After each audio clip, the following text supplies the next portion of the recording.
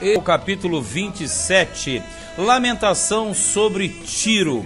No caso, são 3 capítulos, o 26, 27 e 28, sendo que o 27, a lamentação é sobre Tiro, e no 28 vai ser, na verdade, sobre o rei de Tiro.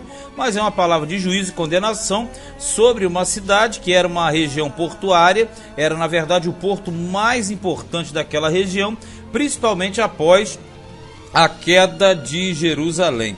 Vamos ver aqui no 27, diz assim: E veio a minha palavra do Senhor dizendo: Tu, pois, ó filho do homem, levanta uma lamentação sobre Tiro. Lembrando que Tiro fica ali na região norte da Palestina, fica na verdade na região da Fenícia.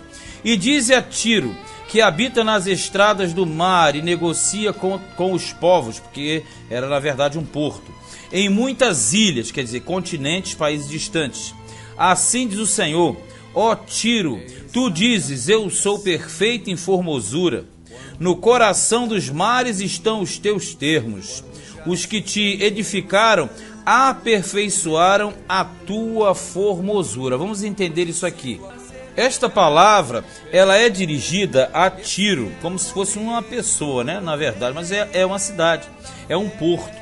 E diz que é muito formoso, muito glorioso, porque na verdade tinha todo um desenvolvimento, né? Então a verdade é que o porto de Tiro era o mais famoso que tinha. Aí quando fala assim, ó, fabricaram todos os teus convéses de faias de Senir, trouxeram cedros do Líbano para fazerem mastros para ti. Então aqui está falando de todo uma situação da composição das embarcações. No caso, os convés, convés que fala, é o assoalho dianteiro do navio, das embarcações. Quando fala os mastros, na verdade, é aquela madeira grande, né? Ou madeiras grandes, que na verdade são as partes que seguravam as velas dos navios, né? Aqui, ó, fizeram os teus remos de carvalho de Baçã. A companhia dos assírios fez os teus bancos de marfim, das ilhas dos quiteus, enfim. Aqui está falando que o porto de Tiro era muito luxuoso, as embarcações muito luxuosas, e ali era feito grandes comércios marítimos, grandes negociações marítimas. Ó. Linho fino bordado do Egito era a tua cortina, quer dizer, as velas, né?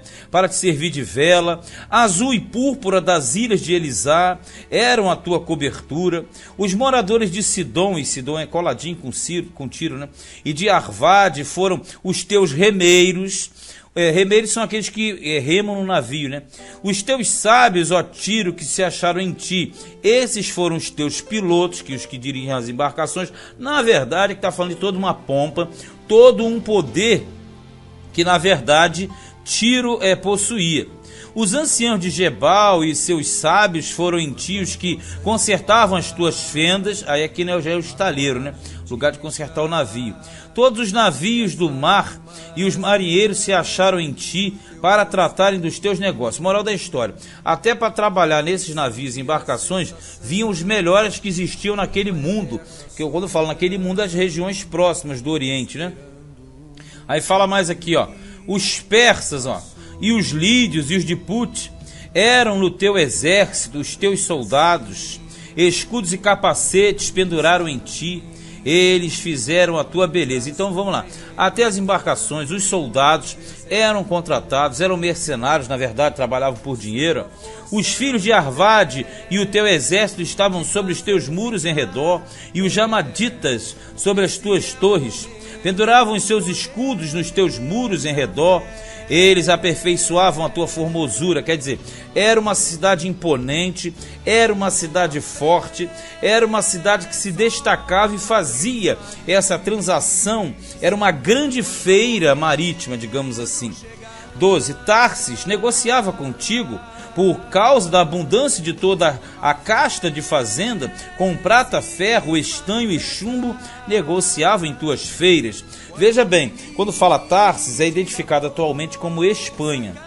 13. Javã, Tubal e Meseque eram teus mercadores. Olha só, Javã, Tubal e Meseque são descendentes de Jafé, são jafetitas. Na verdade, que são europeus.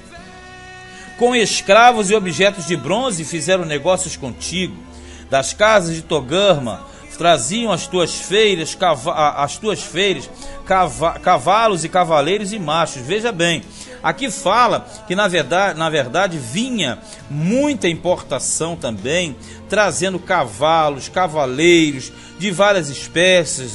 Os filhos de Dedã eram os teus mercadores, muitas ilhas eram o mercado da tua mão. Dentes de marfim e madeira preta tornavam a dar-te em presente. Quando fala dente de marfim, é a presa, né? A presa do elefante. E essas nações aqui que você pega aqui, na verdade Dedã, na versão grega, é na verdade Rhodes, que é uma região lá de cima, ali próximo à ilha de Creta, né? A região da Grécia, né? Só que aqui é chamado de Dedã, mas na verdade seria Rhodes, onde tinha um colosso, onde tinha monumentos. Versículo 15, e os de Dedã tal, tornaram 16. A Síria negociava contigo por causa da multidão das tuas obras. Esmeralda e púrpura e obra bordada e seda e corais e cristais traziam as tuas feiras. Veja que fala muito feira porque é o lugar de trabalho, de comércio, né? Onde se trocam as coisas, se vende, se compra. 17. Judá e a terra de Israel eram os teus mercadores, com trigo de minite, enfeitos, e mel e azeite e bálsamo fizeram negócios contigo. Damasco negociava contigo por causa da multidão das tuas obras, por causa da multidão de toda sorte de fazenda, com o vinho de Eubom e lã branca. Também Dan e Javã, o caminhante, traficavam nas tuas feiras. Quando fala traficar, veja bem, tráfico é comércio, hein? Ferro polido, casca e cana aromática entravam no teu negócio. Aqui está falando de diversas especiarias, canela, cravo. Dedã negociava contigo com panos preciosos para carros. Arábia e todos os príncipes de Quedar, aqui são descendentes de Ismael no caso, eram eles os mercadores de tua mão, com cordeiros e carneiros e bodes. Nessas coisas negociavam contigo, porque geralmente esses descendentes de Ismael, que eram às vezes chamados de ismaelitas ou midianitas também, eles vinham, na verdade, pegavam do porto de Tiro e depois faziam uma rota por dentro ali da região norte, descendo pela Transjordânia, e geralmente passavam e cortavam e saíam lá embaixo em Edom.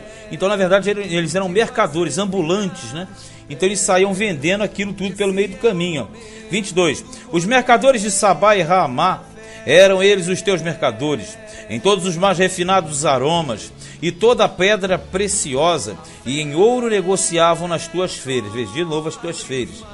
Harã e Cane e Éden, os mercadores de Sabá, Assur e Quilmade, negociavam contigo. Olha que tem uma enxurrada de nações antigas, boa parte na Ásia e algumas da África, e também boa parte da Europa, que nós citamos até no início do texto. Estes eram teus mercadores em toda sorte de mercadorias, em fardos de jacinto e de bordados, e em cofres de roupas preciosas, amarrados com cordas e ferros feitos de cedro. Os navios de Tarsis eram as tuas caravanas por causa do teu negócio, e te encheste de glorificaste muito no meio dos mares. Os teus remeiros te conduziram sobre grandes águas, o vento oriental te quebrantou no meio dos mares. As tuas fazendas, as tuas feiras, o teu negócio, os teus marinheiros, os teus pilotos, na verdade todo o comércio, né? Os que consertavam as tuas fendas, os que faziam os teus negócios e todos os teus soldados que estão em ti, juntamente com toda a tua congregação que está no meio de ti, cairão no meio dos mares no dia da tua queda. Está falando que os navios, as embarcações seriam destruídas e simplesmente acabaria esse luxo, toda essa pompa toda de Tiro. Ao estrondo da gritaria dos teus pilotos tremerão os arrabaldes, quer dizer, os que estão em volta. E todos os que pegam no remo, os marinheiros e todos os pilotos do mar descerão de seus navios e na terra pararão. E farão ouvir a sua voz sobre ti, e gritarão amargamente, e lançarão pó sobre a cabeça, e na cinza se revolverão. Quer dizer, por causa da devastação e da queda desse grande porto.